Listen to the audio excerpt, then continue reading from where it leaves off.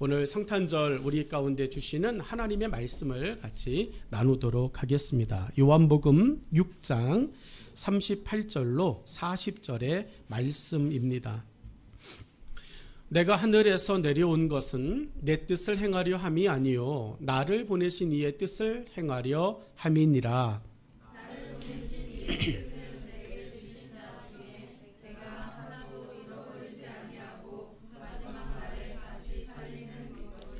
같이 읽겠습니다. 내 아버지의 뜻은 아들을 보고 믿는 자마다 영생을 얻는 이것이니 마지막 날에 내가 이를 다시 살리리라 하시니라. 아멘.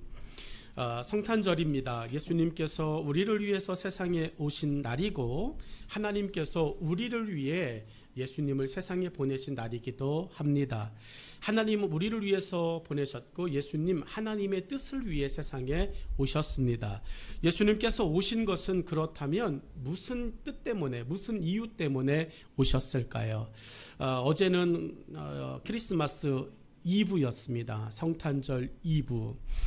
성탄절 2부 더군다나 눈까지 내려줬고 화이트 크리스마스가 제대로 연출되었습니다. 설렘을 갖기에 충분했습니다.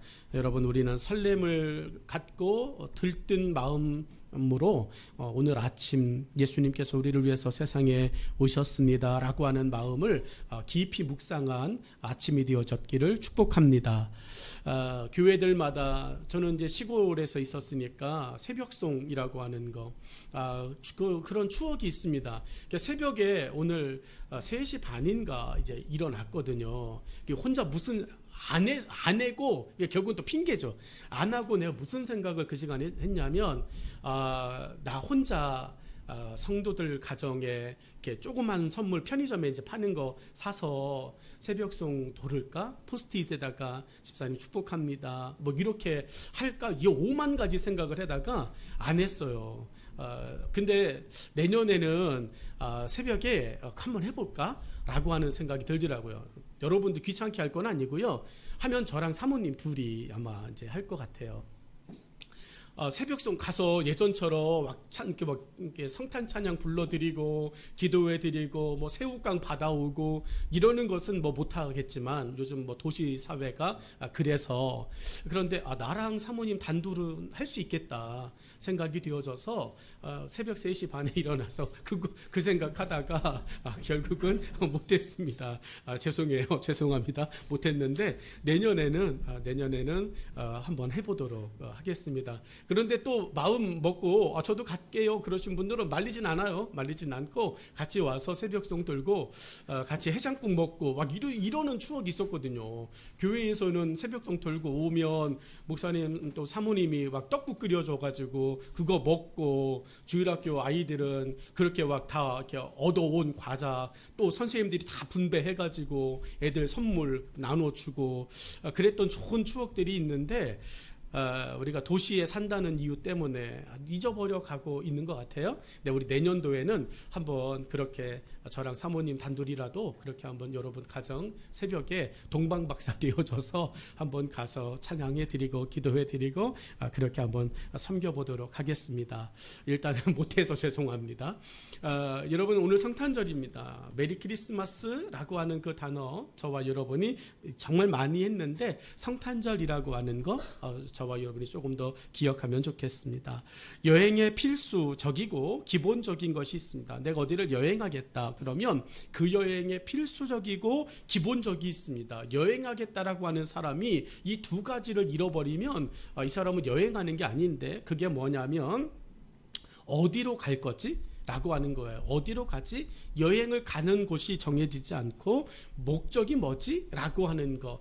여러분, 우리가 여행을 합니다. 그냥 여행이라고 해서 여행인 것 같은데 앞에 보면 다 막 붙어있는 말이 있습니다. 패키지 여행. 그러면 개 끌려 다니듯 그냥 따라다녀야 됩니다. 가이드가 아침 6시에 모입니다. 그러면 무조건 모여야 됩니다. 그리고서는 여기 갑니다. 그러면 가야 되고요. 40분. 이번에 안식주간을 맞아서 가 있는데 뭐 시간을 구애받을 필요는 없잖아요. 근데 이제 제가 안식주간 맞아서 가 있는 그곳에 온천이 있습니다. 이렇게 노천 온천인데 정말 괜찮아요. 가격도 저렴하고 가서 충분히 쉬었다가 책 봤다가 계란 2개에 1,500원에 팔았나? 아무튼 계란 뭐 그거 꺼내 먹고 음료수 먹고 뭐 이렇게 하는데 저는 자유이니까 뭐 쫓겨다니지 않는데 들어가 있는 동안 한 2시간 반, 3시간 있는 동안에 패키지 여행팀이 4팀이 바뀌는 거예요. 40분, 저는 이제 저렴한 것을 선택해서 갔으니까. 근데 거기 제일 좋은 비싼 게 우리나라 돈으로 한 3만 원? 뭐 이 정도 되었습니다. 싼 게 아니에요. 그런데 그거를 끊어서 와가지고 모두 스파 해가지고 20분 앉아있고, 그리고서는 뭐 대충 뭐 한번 둘러보고 씻고 오 좋다 하고 나가는데 45분. 가이드가 와서 45분 후에 그 입구에서 만나셔야 됩니다. 야, 뭐 저러냐? 너무 아까운 거예요. 그런 거 여행 보시면 패키지 이렇게 있죠. 그리고 또 하나가 자유여행 있죠. 그리고 아무 계획 없이 가는 거 제가 좋아하는 여행입니다. 무계획의 여행. 근데 그거 자체도 계획이죠. 여러분 목적이 분명하고 방향이 어디인지 어딜 가는지 정확해야 돼요. 여러분 무계획도 계획이라는 것을 기억하시고 그리고 그 자체가 계획이라는 것도 존중해 주셨으면 좋겠습니다. 저는 우리 식구들이랑 여행 가면 답답합니다. 왜냐하면 계획이 없습니다. 여기가 좋사오니 그냥 한 곳에 그냥 있는 거를 좋아합니다. 저는 아깝거든요. 정말 귀하게 시간 내고 돈 내서 거기를 갔는데 거기에 랜드마크들을 좀 보여줬으면 좋겠고 거기 좀 갔으면 좋겠다. 디테일하게 시간을 짭니다. 2시간 후에는 어디로 패키지 가이드가 되어져 가지고 막 그렇게 합니다. 네, 한동안은 말 없이 잘 따라오더니 언제부터인가 반기를 들기 시작하더라고요. 피곤합니다 라고 반기를 들어요. 그래가지고 예전 저 젊었을 때 같은, 물론 지금도 젊지만 더 젊었을 때 같으면 시끄러 뭐 이렇게 이야기하고 막 끌고 갔을 텐데 그렇게는 가정에 평화가 오지 않는다는 것을 일찍이 이제 깨달았습니다. 지천명이 달래 지천명은 아닌 것 같아요. 나이 50 넘어가니까 너 좋은 거 너 하고 나 좋은 건 내가 하면 된다. 그러니까 이제는 뭐 계획을 세우지 않습니다. 계획을 세운다면 호텔과 항공 요거까지만 하고 나머지는 그냥 뭐 풀어서 줍니다. 그럼에도 불구하고 고집부리는 게 있습니다. 하루에 하나는 하자. 요거 포기하지 못해요. 올 초에 장로님 모시고 이제 여행했는데 제가 봐도 고집이었습니다. 좋은 곳이었기 때문에 고집 부렸는데 장로님 그날 감기 걸리셨을 거예요. 약 안 사 드셨으면 감기 걸리셨을 겁니다. 1500m 산 꼭대기에 모셔다 드리고 비가 주룩주룩 내리는 그 날씨에 무슨 부귀 영화를 보겠다고 생각해 보니까 참 고생하셨구나 생각이 듭니다. 여러분 똑같은 거예요. 예수님께서 이 땅에 오셨습니다. 그냥 오셨겠냐고요. 목적이 오시지 않았겠냐고요. 오늘 우리가 예수님 생일을 축하하며 이곳에 있습니다. 오늘 우리가 교회 안에 왜 있겠냐고요. 여러분 목적을 잃어버리고 내가 걸어가고 있는 방향을 잃어버리게 되어지면 여러분 우리는 아무 의미 없는 인생을 살게 되어집니다. 우리는 무슨 목적을 가지고 지금 여기에 있고 어디로 가고 있는가를 늘 생각해야 돼요. 본문에서 예수님을 따르는 무리들에게 정확하게 어디로부터 어떤 목적으로 오셨는지를 말씀하고 있습니다. 그러니 오늘 우리는 2가지만 잘 기억하면 됩니다. 예수님 왜 오셨는가? 그리고 예수님 모신 목적이 무엇인가? 그리고 예수님 우리를 어디로 이끄실 것인가? 예수님의 이 말씀이 왜 중요한가? 믿음과 신뢰를 만들기 때문이에요. 사람들이 믿고 따라갈 길과 진리가 되기 때문입니다. 예수님이 세상에 오신 것은 하나님의 계획에 의해 이루어진 거예요. 일단 예수님이 세상에 오신 것은 하나님의 계획에 의해서 이루어진 것이다 라고 하는 것을 인정하실 수 있기를 축복합니다. 여러분 예수님께서 탕자처럼 아버지 내가 갈게요. 그러니 뭐 능력 내게 주십시오. 어차피 주실 능력이면 내게 아버지의 능력을 주십시오. 하나님의 뭐 그 전능하심을 내게 주십시오. 어차피 내게 주실 거면 그렇게 아버지의 것을 억지로 받아서 하나님의 그 뜻도 없이 그냥 이 땅에 오신 그런 것이 아니라 하나님의 계획하심 속에 예수님께서 이 땅에 오셨다라고 하는 거예요. 이 계획을 알고 믿음으로 기다린 자들이 성경에 나오는 동방박사와 여선지자들입니다. 우리는 동방박사들이 왜 별을 연구했는지에 대하여 이야기하지 못해요.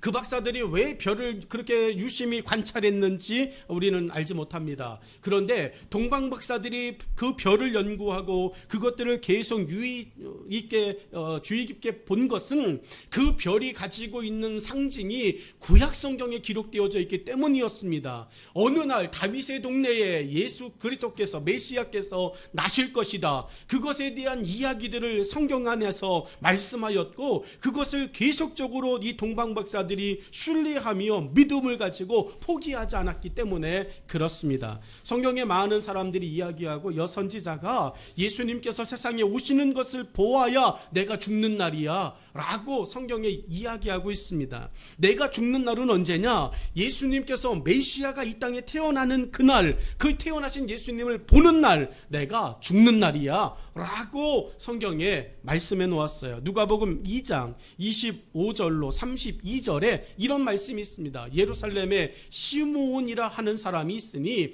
이 사람은 의롭고 경건하여 이스라엘의 위로를 기다리는 자라. 성령이 그 위에 계시더라. 그가 주의 그리스도가 보기 전에는 죽지 아니하리라 하는 성령의 지시를 받았더니 라고 이야기하며 끊임없이 이 시므온이라고 하는 사람이 예수님의 태어나심을 볼 것이다 라고 하는 것을 신뢰하며 기다리고 있었음을 말합니다. 함께 읽은 오늘 본문의 말씀도 예수님께서 오신 이유를 말씀하셨습니다. 그 이유에 우리의 제자됨을 더하여 삶을 점검하는 시간이 우리에게 있기를 원합니다. 38절 말씀은 이렇습니다. 여러분 38절 말씀, 내가 하늘에서 내려온 것은 예수님이에요.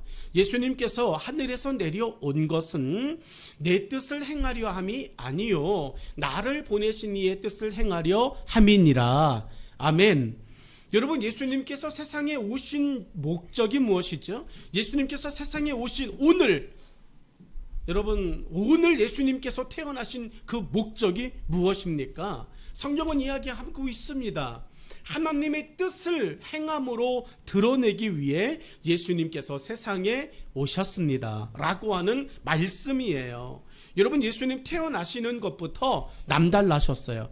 예수님 태어나심이 얼마나 다른 사람들과 비교되어지는지 성경은 이야기합니다. 이사야 7장 14절, 마태복음 1장 23절에 예수님의 태어나심 자체가 우리랑 다르다라고 하는 것을 말씀하는데, 이사야 7장 14절의 말씀을 보면 성경은 이렇게 말씀합니다. 그러므로 주께서 친히 징조를 너희에게 주실 것이라. 보라, 처녀가 잉태하여 아들을 낳을 것이요 그의 이름을 임마누엘이라 하리라 라고 말씀합니다. 여러분, 예수님 태어나심에 있어서 하나님께서 징조를 허락해 주셨다는 거예요. 이 정도 되어지면 나라를 세워야 되는 겁니다. 우리나라 막 설화들 있잖아요. 박혁거세 어디서 태어났죠? 알에서 태어났습니다. 사람이 알에서 태어나면 사람입니까? 짐승입니까? 짐승이에요. 알에서 태어나면 우리는 병아리라고 부르는 겁니다. 여러분, 계란에서 태어나면 병아리 되는 거예요. 알에서 태어나면 타조되어지는 것이고, 알에서 태어나면 여러분 사람이 될 수 없어요. 그런데 여러분, 평범한 사람이 아니니까 박혁거세는 알에서 태어났다, 무엇인가 좀 신비로움을 가미하는 이런 것들을 이야기하는데, 여러분 예수님 태어나심에 대하여서 징조로 말씀하셨습니다. 누가 사람의 태어남을 하나님께서 언제 어떻게 태어날 것이다 이렇게 말씀해 준 사람이 있습니까? 있나요? 없다고 생각하시는 분들 성경 읽으셔야 되는 거예요. 삼손이 태어날 때 여러분 그렇죠. 그리고 예수님의 사촌형 침례 요한이 태어날 때도 성경은 정말 하나님께서 이렇게 하나님의 뜻을 가지고 태어나는 사람들에 대해서 말씀해 주세요. 그런데 그들의 태어남과 정말 비교될 수 없는 태어남이 예수님의 태어남 속에 있습니다. 어떻게 태어나냐면 다른 사람들에게는 아빠와 엄마가 있어요. 근데 예수님의 태어나심 속에는 처녀가 잉태하여 아들을 낳으리니 절대 불가능한 일로 예수님의 태어나심에 대하여서 말씀하시더라는 거예요. 성령의 탄생에 대한 이야기들을 예수님의 태어나심 속에는 말씀하고 있습니다. 여러분, 동방박사들의 방문과 선물을 성경은 이야기해요. 여러분, 아기 예수님이 태어나셨습니다. 그것을 기념하면서 동방박사들이 먼 길로부터 예수님을 찾아서 와요. 그리고 그 박사들이 예수님에게 여러분 절하고 자신들의 귀중한 선물들을 드립니다. 마태복음 2장 9절로 11절의 말씀인데, 박사들이 왕의 말을 듣고 갈새 동방에서 보던 그 별이 문득 앞서 인도하여 가다가 아기 있는 곳 위에 머물러 서 있는지라 그들이 별을 보고 매우 크게 기뻐하더라. 집에 들어가 아기와 그의 어머니 마리아가 함께 있는 것을 보고 엎드려 아기께 경배하고 보배압을 열어 황금과 유향과 모략을 예물로 드리니라 라고 말씀합니다. 여러분, 이 아기가 왕궁에서 태어났다면 박사들이 엎드려 경배하는 것은 이해가 돼요. 왜냐하면 그의 신분이 왕자니까요, 공주니까요. 그런데 지금 이 아기가 태어난 곳은요, 마굿간이에요. 베들레헴 마굿간에서 여러분 태어났습니다. 박사들이 여러분 엎드려 무릎을 꿇고 경배할 만한 여러분 신분이 아니에요. 그런데도 여러분, 이 박사들이 그 아기께 경배하며 엎드려 여러분 선물을 준비하여 드립니다. 그 선물이 황금과 유향과 모략이라고 하는 선물이에요. 그 선물들마다 의미가 있습니다. 영원 불변이, 죽음을 이긴 향기로, 그리고 모략은 또 썩지 아니하는 그런 것들로, 여러분 고치는 것들로 이야기합니다. 성경 퀴즈 대회 하면 제일 많이 틀리는 이 세 가지 물품 중에 하나 뭐 있을까요? 너무 유황오리를 많이 드셔가지고 유향인데 유황이라고 많이 이제 쓰는 거예요. 유황 아닙니다. 유황 아니고요, 유향 이것이에요. 여러분, 예수님의 태어나심 자체가 남다르시죠. 그런데 예수님 그렇게 남다르게 태어나셨습니다. 자라나시는 것은 어떨까요? 사람으로 태어나신 예수님 자라나시는 거 사람처럼 평범하게 그렇게 자라나셨을까? 성경은 말하지 않고요, 자라나면서 나타나는 지혜와 능력이 좀 특출나셨다 성경은 말하는데, 성전에서 예수님이 가르치세요. 여러분, 예수님께서 성전에서 가르치셨을 때의 그 모습이 나이가 비교되지 않을 나이입니다. 마태복음 7장 29절 말씀을 보니까 이는 그 가르치시는 것이 권위 있는 자와 같고 그들의 서기관들과 같지 아니함일러라 라고 말씀합니다. 이때가 예수님께서 성전에 올라오셨다가 부모 잃어버렸을 때, 하루 잃어버렸을 그때 동안 뭐 하고 있느냐면 서기관군들과 종교 지도자들과 함께 하나님의 말씀에 대하여서 강론하고 있을 겁니다. 여러분, 서기관과 종교 지도자들은 책으로 아는 하나님의 뜻이에요. 그런데 예수님께서 지금 가르치시고 말씀하시는 것은 책으로 가르친 게 아니라 내가 가르치는 거예요. 그 자체가 나이기 때문에 내가 그것을 써놓은 목적은 이거야, 내가 써놓은 의도는 이거야 라고 하는 거예요. 해석이 필요 없는 것입니다. 여러분, 예수님께서 그렇게 가르치시니까 그 권위가 얼마나 놀랍냐고요. 경험해보지 못한 것을 가리키는 그럴 거야, 이거와는 차원이 다른 거예요. 오늘 예수님께서 죄와 사망의 법을, 그리고 우리의 모든 죄와 허물을 용서하신 유일한 분인 줄로 믿습니다.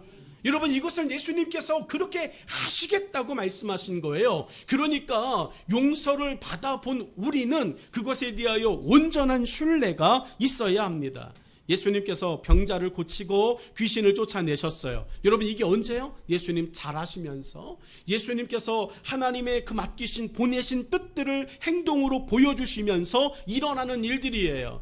여러분, 흉내는 낼 수 있습니다. 신용은 할 수 있습니다. 그런데 예수님은 흉내도 신용도 아닙니다. 예수님은 고치기로 마음 먹으시면 고치는 거예요. 살리기로 마음 먹으면 살리는 것입니다. 예수님께서 그렇게 병자들을, 어려운 자들을, 귀신 들린 자들을 만나실 때마다 하나님의 뜻을 예수님 행동으로 보여주셨습니다. 오늘 예수님께서 우리 가운데 오셔서 나는 행동으로 보여주었다, 이것을 말씀하고 계십니다. 우리의 믿음이 조금 더 능력 있고 우리의 믿음이 조금 더 예수님 닮기를 원한다면 저와 여러분 행동으로 드러나는 믿음의 삶이 있기를 간절히 축원합니다.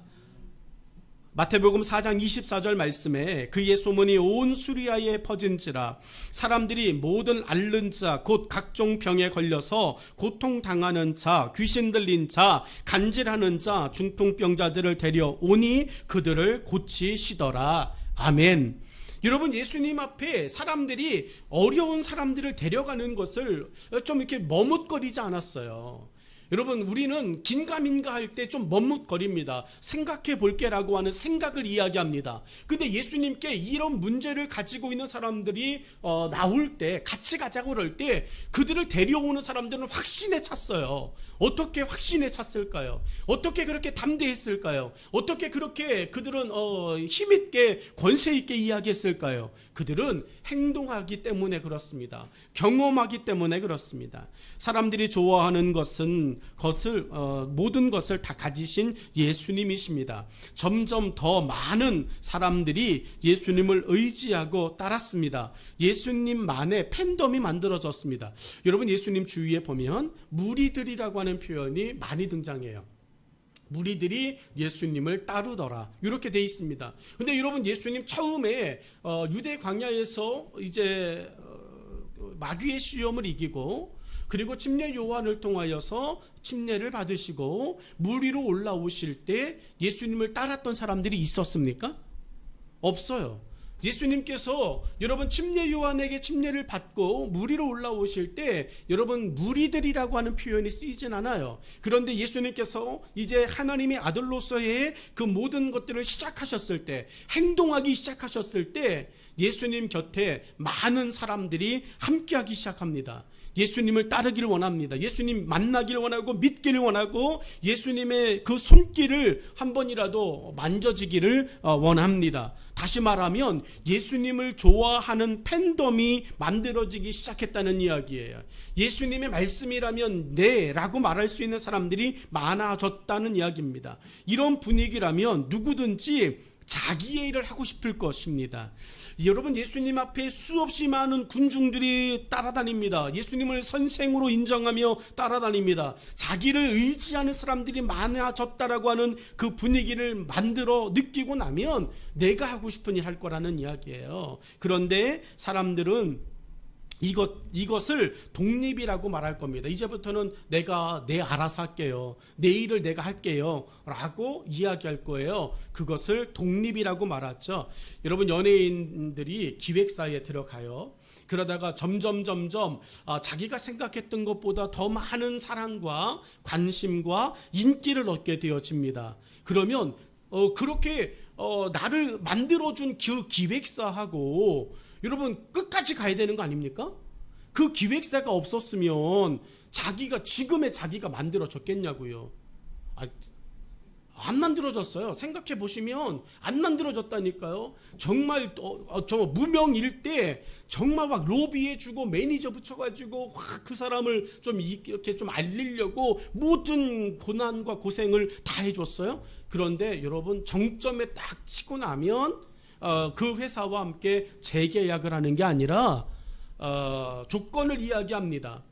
이 정도의 대우를 해줘야 되고 저렇게 해줘야 되고 뭐 이렇게 이야기하면서 지분은 어떻게 되어지고 이렇게 이야기하고 그것이 또 마음에 들지 않으면 우리는 이제 각자 길을 걸어갑시다. 그리고 1인 기획사를 설립하게 되어지죠. 이런 의미에서 여러분 한번 탕자를 들여다보려고 그러는 거예요. 1인 기획사를 설립한 탕자, 그 탕자를 묵상하면서 탕자는 어쩌면 1인 기획사를 설립한 사람이 아닐까?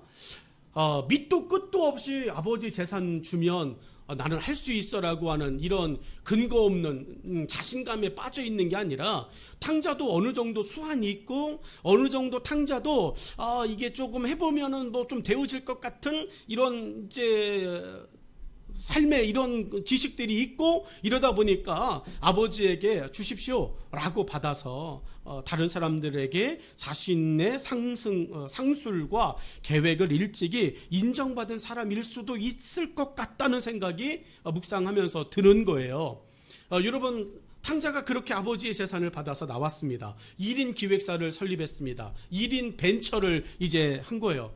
여러분, 우리나라 벤처 신화 엄청 이제 만들고 나라에서 벤처를 강조하고 그렇게 벤처 또 성공한 사람들도 있고 마이크로소프트, 빌 게이츠 벤처 사람 아닌가요? 그 다음에 애플 그 회사 벤처 아닙니까? 모든 것은요 다 혼자 시작하면서 막 자수성가하고 그런 거예요. 탕자가 그렇게 이제 나왔습니다. 사람들의 인정이 점점 더해져 갔을 때 탕자는 아버지에게 아버지 재산을 주십시오 라고 이야기하고 아버지의 집을 나와서 자신만의 일을 계획하는 1인 기획자가 된 것일 수도 있지 않을까 물어봐야 되겠지만 탕자 왜 당신 그때 그랬소? 물어봤을 때 내가 사람들이 점점 내가 아버지 밑에서 무엇 하나 팔을 때 야 이거는 아이디어다 기발하다 뭐 이런 이야기들이 점점 들려서 아버지의 그 올드한 경영보다는 내 이제 신세계의 경험으로 한번 내가 나가서 멋있게 한번 해보리라 라고 하는 생각을 가지고 한번 해봤던 겁니다. 뭐 이런 이야기들 여러분 얼마든지 생각해보면 가능해요. 그런데 왜 쫄딱 망했을까? 그런데 문제는 뭐였을까? 그거를 놓치면 안 됩니다. 거기까지는 좋은데 그 다음이 문제였다는 거예요. 내가 하고 싶은 내일 하고 싶다는 거. 아버지의 뜻과 전혀 상관없이 내가 하고 싶다는 거예요. 내일 하고 싶다는 거. 여러분 예수님 곁에 사람들이 무지하게 따라다녔을 때 예수님께서 꿋꿋이 자기를 잘 지켜내신 것은 내가 하고 싶은 내일 하고 싶다는 것이 아니라 나를 보내신 아버지의 뜻을 아버지의 그 뜻을 내가 행동하고 싶다라고 하는 그 마음이 여러분 지켜졌었을 때 우리를 위해서 십자가의 그 일까지 예수님 성취하셨다는 것을 믿으시기를 바랍니다. 인기는 자신을 위할 때 만들어지지 않는다는 것을 탕자가 깨달았어야 돼요. 탕자는요 인기는 내가 나를 위하여 살 때 만들어지는 것이 아니라는 거예요. 인기는 다른 사람을 위한 삶을 살 때에 더하여 가는 것이라는 것을 깨달아야 돼요. 예수님을 탕자가 알았다면 여러분 예수님의 인기는 나날이 더 넓혀져 갔어요. 예수님의 인기는 나날이 더 많이 만들어졌습니다. 예수님에게는 나날이 더 많은 사람들이 붙게 되었어요. 어떻게 그렇게 되었을까 봤더니 예수님은 인기가 있을 때 더더욱이 아버지의 뜻이 무엇인지를 말했다는 거예요. 아버지께서 나를 왜 보내셨는지에 대하여 말했다는 것입니다. 오늘 저와 여러분 조금 잘 되어지고 조금 특출나게 되어지고 그럴 때 저와 여러분이 그렇게 만들어 주시는 하나님의 은혜를 더 품으실 수 있기를 간절히 축원합니다. 여러분 탕자의 아버지는 탕자에게 띄워주는 순간 거덜났습니다. 재산의 반토막이 되어졌어요. 쉬운 이야기로 할까요? 여러분 우리나라의 1등 기업이 여러분 삼성이 아니었어요. 기억하십니까? 북한과의 협약과 뭐 이런 것들 정주영 회장이 살아 있었을 때 우리나라의 제1 기업은 어디죠? 현대였어요. 현대가 대한민국을 먹여 살렸어요. 그러다가 여러분 막 이제 사업이 막 현대로 뭐로 막 이러면서 막 분산되기 시작합니다. 막 쪼개지기 시작해요. 그 뒤에 삼성이 우리나라를 책임지는 기업이 되었습니다. 세계적인 기업이 되어졌어요. 여러분 우리나라 재벌 기업 순위 1위 하다가 갑자기 14위 막 6위 이렇게 떨어지면 아는 체 할까요? 청와대에서 기업인들 초청해서 대통령이 같이 식사하고 이러는 기업인 초청 간담회 이런 것들이 있습니다. 몇 등까지 거기에 초대되시는지 아십니까? 우리가 그런 재벌이 없으니까 가든지 말든지 이렇게 되어지는데요. 재벌 선위 10위까지 대통령이 불러서 같이 식사하며 조언을 듣고 이렇게 좀 도와주십시오라고 이야기합니다. 여러분 11위, 그다음에 현대가 매번 1등에 그 헤드 테이블에 앉아 있다가 와 그렇게 되어져 재산 막 나눠주고 이렇게 해가지고 11위 딱 되어지면 현대는 그 자리에 못 간다는 이야기예요. 여러분 탕자 아버지 그 동네에서 떵떵거리고 살면서 다 굽신거리고 있던 사람이 재산 아버지 탕자에게 반뚝 떼어주는 그 순간 동네에서 재벌 넘버 10 이렇게 되어지면 여러분 자기가 넘버 1에게 머리 숙여야 되는 거예요. 그 창피와 그 수치와 그 부끄러움. 그런데도요 탕자의 아버지에게 사람들이 남아 있어요. 그런데도 탕자의 아버지 곁에는 사람들이 여전히 모여지고 있습니다. 비교하고 싶은 거예요. 탕자의 삶을 사는 나와 아버지의 삶을 사는 그 아버지, 그게 무엇일까를 비교하고 싶은데 그 비교가 우리가 함께 읽었던 본문의 이야기라니까요. 여러분, 아버지의 뜻을, 하나님의 뜻을 행동으로 보여주시는 예수님께서 세상에 오신 그 이유가 무엇이냐? 저와 여러분 예수님을 믿고 있는 이유가 무엇이냐? 저와 여러분 예수님 믿고 조금 더 잘 나갈 수 있습니다. 예수님 믿고 저와 여러분이 조금 더 부유해질 수 있고 건강해질 수 있고 똑똑해질 수 있고요. 많은 사람들을 거느릴 수 있는 인기와 권세를 가지실 수 있습니다. 그런데 여러분 그때 저와 여러분이 지켰으면 좋을 것은 아버지처럼 탕자의 아버지처럼 다른 사람을 위하여 살아가는 것이에요. 탕자의 아버지 재산이 절반이 되어졌어도 여전히 탕자의 아버지는 나를 위한 삶을 살지 않아요. 재산이 줄어들었다.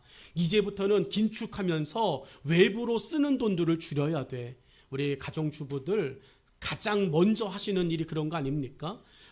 재정의 긴축, 다른 사람들에게 쓰는 것들을 줄여야 돼 라고 하는 것.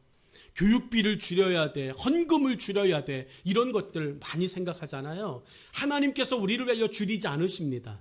하나님께서 줄어드실지도 없지만 하나님께서 우리를 위하여 쓰는 것을, 우리를 위하여 베푸는 것을 하나님은 넉넉하게 하시는 은혜를 우리에게 베풀어 주시는 줄로 믿습니다.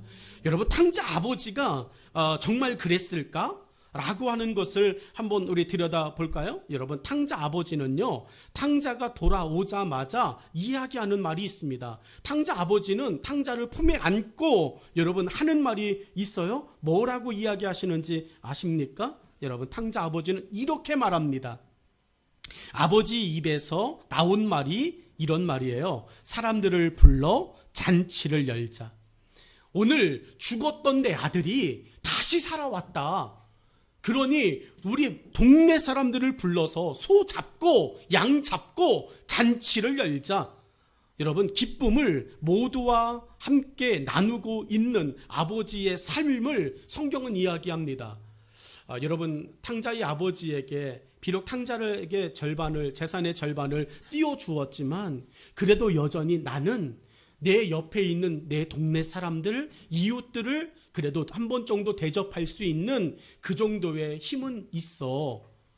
여러분이 생각이 다른 거 아닙니까? 내게 지금 부유함이 있는 것, 내게 지금 그 정도의 절반이 날아간 것에 대하여 초점이 맞춰지면 그것을 가지고 있는 뜻을 잃어버려요.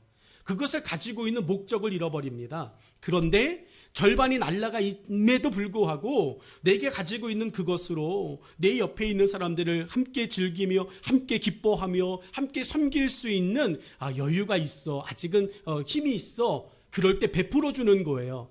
그러면 그들이 그것을 보면서 저 부자는 다르구나 라고 하는 것. 왜 저렇게 부자가 저렇게 쓸 수 있을까? 부자가 되어진 데는 이유가 다 있어 라고 이야기하며 칭찬을 그 사람이 또 듣습니다. 선한 마음, 선한 이야기들을 그 아버지가 또 듣습니다. 여러분, 사람들로부터 인정받고 사람들로부터 마음을 얻으면 탕자 아버지 집에서 일손이 부족하다고 그럴 때 그 집의 일손이 여러분 부족해가지고 일을 못하는 일은 벌어지지 않지 않겠습니까? 그게 능력이고 그게 힘이에요. 아버지께서 나를 보내신 이유, 내가 병자를 고쳐주고 내가 귀신을 쫓아내주고 내가 물고기 입속에서 성전새 2랩돈을 꺼내주고 오병이어를 베풀어주고 가나에 포도주를 만들어주고 병자들 38년 된 것이 아니라 죽은 사람도 일으켜주고 이렇게 하는 모든 것, 이제 인기가 생기고 나니까 내 하고 싶은 대로가 아니라 아버지의 뜻을 위해서 내가 꾸준히 그 일들을 할 거야 라고 하는, 예수님께서 우리 가운데 말씀하고 싶으신 은혜, 그리고 오늘 성탄절을 통해 우리에게 예수님께서 들려주고 싶으신 말씀은 내가 아버지의 뜻을 위해서 내게 주어진 삶을 살았어. 그러면 너희도 내가 너희에게 말해준 그 뜻을 위해서 조금 힘들어도 좀 살아냈으면 좋겠다라고 하는 예수님의 그 음성이 우리에게 있기를 간절히 축원합니다. 여러분은 탕자의 아버지처럼 다른 사람들을 위해서 저와 여러분이 좀 나누고 쓸 수 있고 그렇게 생각할 수 있는 좀 여유가 우리에게 있기를 축복합니다. 예수님은 자신을 보낸 아버지의 뜻을, 하나님의 뜻을 최선을 다해 지켜 행하시려는 시간을 귀하게 여기시며 주어진 삶을 사셨어요. 두 번째 말씀을 함께 보면 좋다. 예수님께서 그렇게 아버지의 뜻을 행하며 사셨다. 그 말은요, 지켰다라고 하는 이야기와 같은 거예요. 행동하셨다, 그것은 지켜내셨다라고 하는 말입니다. 우리는 어떤 게 정말 어려운지를 압니다. 지키는 게 너무 어려워요. 성경 속에서 하나님께서 복을 말씀하셨습니다. 하나님의 말씀이 우리에게 복이 되어질 거라고 말씀하셨습니다. 근데 여러분, 하나님의 말씀이 복이 되어지는 그 복의 뜻이 무엇인가 보면 요한계시록 1장 3절에 이런 말씀이 등장합니다. 말씀을 읽는 자, 그리고 듣는 자. 여기까지 우리는 하잖아요. 성경을 읽고 성경을 듣잖아요. 그런데 여러분, 맨 마지막에 하나님의 착하고 충성된 종이다, 잘했다, 여러분 이 결론에 이제 마침표를 찍는 것은 지켜 행하는 자. 여러분, 하나님의 복은 지켜 행하는 자의 것인 줄로 믿습니다. 예수님께서 세상에 하나님의 뜻으로 오셨습니다.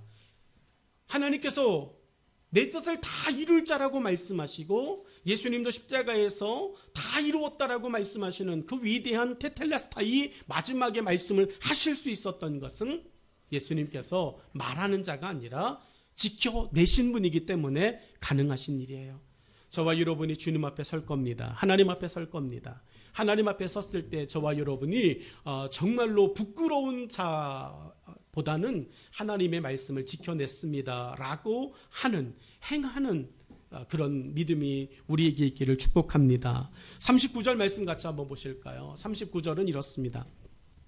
나를 보내신 이의 뜻은 내게 주신 자 중에 내가 하나도 잃어버리지 아니하고 마지막 날에 내가 다시 살리는 이것이니라. 아멘. 여러분, 39절의 말씀 속에 정말 중요한 것은 내게 하나님께서 맡긴 것을 하나도 잃어버리지 않는다, 지켜낸다는 거예요. 한 사람을 지켜내기 위해, 한 영혼을 지켜내기 위해 예수님은 십자가에 지셨습니다. 예수님이 십자가에서 죽으신 것은 나를 제외한 모든 사람이 아니라 나 하나를 위해서 예수님은 십자가에서 죽으셨어요.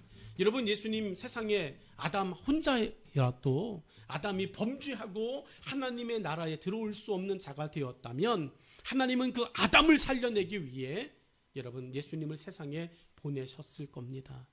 여러분, 지켜내는 것이에요. 오늘 저와 여러분이 이 하나님의 그리고 예수님의 이 마음을 이해하셨으면 좋겠어요. 39절 말씀을 두 부분으로 나누면 하나님의 일과 나의 일은 다르지 않다. 여러분, 예수님이 하신 일과 여러분이 하고 있는 일이 다르지 않다라고 하는 것을 기억하시고 여러분의 삶의 의미를 더욱더 가지시기를 간절히 축복합니다. 내가 하는 일은 예수님과 달라. 여러분, 이러면 우리는 늘 아프잖아요. 그런데 예수님이 하신 일과 내가 하는 일은 다르지 않아. 내가 존재하는 이유가 뭐지? 예수님 믿지 않는 사람들에게 예수님의 복음을 믿게 하는 것이야. 이 일을 위해서 내가 살아가고 있어.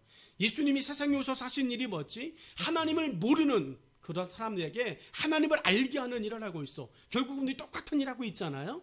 여러분, 우리가 지금 이곳에 있는 이유는 하나님의 일, 예수님의 일을 우리가 하기 위해서인 줄로 믿습니다. 두 번째가 끝까지 포기하지 않고 지켜내시는 예수님의 열정을 보자는 것이에요. 여러분, 예수님께서 요즘 우리 석훈이가 제일 마음이 좀 아플 것 같아요. 네, 석훈이를 격려합니다. 우리 석훈이 박수 한번 쳐주시죠. 일단 박수 한번 쳐주고. 그 박수의 의미는 이거예요. 석훈이가 교회 가자 이야기해서 이제 데리고 온 친구들이 요즘 석훈이 속상하게 하거든요. 일십하고 답도 없고 막 이렇게 이야기해요. 오늘도 카톡을 친구들에게 내가 보낼까 말까 하다가 나도 이제 마상이 되어지니까 요 놈들이 답을 하네. 그러면서 뭐 예전에는 답이라도 하고 뭐 했는데 이제는 막 아주 그냥 무시해? 이래서 내가 얘네들한테 오늘 교회 와야 돼. 이거 보낸들 뭐해? 의미가 없잖아. 이러다가 보냈어요. 왜냐하면 이 부분 때문에 보낸 거예요. 끝까지 포기하지 않으리라. 니네를 내가 끝까지 포기하지 않을. 석구나. 그러니까 끝까지 포기하지 말고 괴롭히자. 끝까지 포기하지 말고 끝까지 네가 이기나 내가 이기나 천국 가서 너는 나에게 고맙다고 말할 거야. 요 생각하고 끝까지 견뎌보는 거예요. 여러분 39절 말씀 속에 있는 말이 그 말씀이잖아요. 마지막 날에 다시 살리는 이것이니라. 저와 여러분, 우리가 예수님을 믿게 해야 될 한 사람이 있다면 그 사람이 살아날 그날까지 우리는 좀 속상하든지 마음이 썩어가든지 여러분 견뎌냅시다. 견뎌내시고 저와 여러분이 한 영혼을 하나님께로 인도하는 그 거룩한 부르심 앞에 우리가 설 수 있기를 간절히 축원합니다. 신발 가지고 나왔던 부인의 그 아내의 마음이 이해가 되어지는 거예요. 남편의 양말 가지고 교회 나왔던 그 무명의 사람들의 이야기가 이해가 되는 것입니다. 여러분, 지금도 수없이 많은 사람들이 예수님 안 믿고 살아갑니다. 그들 위해서 예수님이 세상에 오셨습니다. 그리고 그들 때문에 예수님이 십자가에서 죽으셨습니다. 그런데 그 일들을 누구에게 예수님께서 다시 맡기시고 함께 하자고 말씀하시냐면 오늘 저와 여러분에게 말씀합니다. 예수님은 본문에서 상당히 어려운 말을 하고 계세요. 저도 상당히 어려운 말이더라고요. 내가 하나도 잃어버리지 아니하고. 여러분, 이게 쉬워 보입니까? 전도하셔서 아시겠죠. 전도 대상자가 갈게요. 약속했어요. 목 빠지게 기다립니다. 근데 목 빠져도 안 와요. 여러분, 그러면 한번 그렇게 마음에 이제 아픔이 되어지고 나면 다음에 또 전도 잔치가 있고 같이 전도합시다라고 말할 때 그 사람에게 먼저 전화가 가든가요? 안 가요. 안 가더라고요. 저도 마찬가지예요. 안 가더라고요. 왜냐하면 그때 받았던 상처가 해결되지 않는 거예요. 이런 나쁜 마음을 바꿔주시기를 바랍니다. 저의 이 나쁜 마음을 오늘 예수님의 성탄절을 맞이하여서 교성아, 나는 너에게 12번도 더 당했다, 이런 마음으로 여러분, 그러니까 여러분의 속을 긁어놓았던, 여러분에게 갈듯 이렇게 목 빠지게 만들어 놨던 그들을 포기하지 마시고 끝까지 하나도 잃어버리지 않으리라고 하는 이 예수님의 열정으로 여러분이 끝까지 그들과 함께 할 수 있기를 간절히 축원합니다. 석훈이 혼자에게 맡겨놨더니 석훈이도 상처받았어요. 난 걱정되어지는 게 저러다 쟤까지 삐져가지고 상처받아서 나 좀 쉴게요 이렇게 말하면 어떨까. 여러분, 그럴 수 있거든요. 근데 삐질 필요가 없고 상처받을 필요가 없고 세상은 원래 그래 라고 이야기하면서 격려하시고 같이 석훈이 옆에 붙어서 한 명 한 명 하나님께로 인도할 수 있는 우리 모든 이제 협력자들 되어지기를 축복합니다. 모두를 지키기 위해서는 무엇보다 시간이 필요해요. 예수님은 하나님의 일인 사람을 찾고 살리는 일에 모든 시간을 사용하셨습니다. 시간이 있어야 사람을 만나고 복음을 전하고 믿음을 간증할 수 있습니다. 예수님은 하나님의 일을 행하는 것에 시간을 정하지 않으셨습니다. 여러분, 예수님께서 우리 가운데 보여주시는 그분의 두 번째의 이야기가 이거예요. 나는 사람을 살리는 일에 있어서만큼은 시간이 없다는 말을 해본 적이 없다. 이 이야기를 듣게 하시더라고요. 시간이 없다는 말을 예수님 사람 관련돼 가지고는 안 쓰셨어요. 사람만 있으면 어디서든 하나님의 일을 하셨어요. 사람을 차별하지도 않으셨습니다. 모든 사람을 잃어버리지 않으시려고 어디서든 복음을 전하셨어요. 이것이 예수님께서 행하신 하나님의 일이었습니다. 사랑하는 여러분, 오늘 말씀의 결론을 맺겠습니다. 예수님께서 세상에 오신 이유가 무엇일까요? 하나님의 뜻을 위해서예요. 하나님의 뜻을 이루기 위해 예수님 어떻게 하셨을까요? 예수님 끝까지 하나도 잃어버리지 않으시려는 열정을 보여주셨습니다. 오늘 저와 여러분에게 점점 사그러 들어가는 열정이 있을 겁니다. 그 열정, 하나님의 일이라면, 하나님의 뜻이라면 다시 여러분 그 열정을 불태우실 수 있기를 축복합니다. 예수님의 삶을 통해 하나님은 어떻게 예수님의 손을 들어주셨을까? 여러분, 이게 중요한 거 아닙니까? 예수님의 그 삶을 보고 하나님이 왜 그랬어? 이렇게 말하시면 이거는 정말 안타까운 거예요. 근데 예수님의 그 삶을 보면서 하나님이 말씀하신 하나님의 손 들어주심 40절이에요. 우리 40절 같이 한번 읽겠습니다. 시작. 내 아버지의 뜻은 아들을 보고 믿는 자마다 영생을 얻는 이것이니 마지막 날에 내가 이를 다시 살리리라 하시니라. 아멘. 아들을 보면 나를 보는 거야. 완전한 신뢰 아닙니까? 내 아들 예수가 하는 것은 내가 하는 거야. 여러분, 이렇게 예수님께서, 하나님께서 예수님의 손을 들어주셨어요. 여러분의 손을 들어주십니다. 여러분이 하는 그 모든 일 속에 하나님께서 손을 들어주십니다. 그러니 여러분 지치지 마십시오. 잘하고 계십니다. 그런데 조금 게으르지 않았으면 좋겠어요. 조금 더 열정적으로 하나님 맡기신 일들 가운데 쓰여지기를 소망합니다. 예수님은 영생의 열쇠로 세상에 오셨습니다. 그리고 자신을 보내셔서 모든 사람을 구원하고자 하신 하나님의 일을 가르치셨어요. 이제 예수님은 이 열쇠를 믿음을 지키며 살아가는 우리에게 맡기셨습니다. 우리를 통해 복음이 모든 사람에게 전해지는 것이 우리가 믿는 이유가 됨을 알고 다시 믿음의 길에 온전히 서서 여러분 하루하루의 삶을 소중히 살아 나아가시기를 축복합니다. 기도하겠습니다.